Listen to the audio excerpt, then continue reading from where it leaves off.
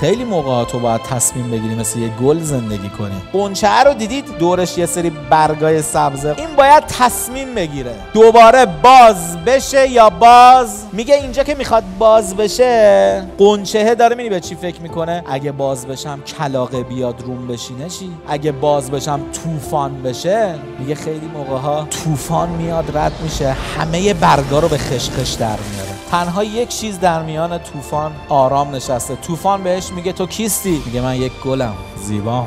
شما خیلی موقع تو آستانه شکوفا شدنی، میگه آخه اگه زنمو از دست بدم، اگه بچه‌مو از دست بدم، اعتبارمو از دست بدم، شهرتمو از دست بدم، همین باعث میشه که دیگه ریسک نکنید. از دل یک زندگی فنا شده است که زندگی جدید دوباره از نو متولد شد. این کاریه که همه آدمای بزرگ دارن توی دنیا انجام میدن. دوباره یه فرصت جدید داره خدا بهت میده.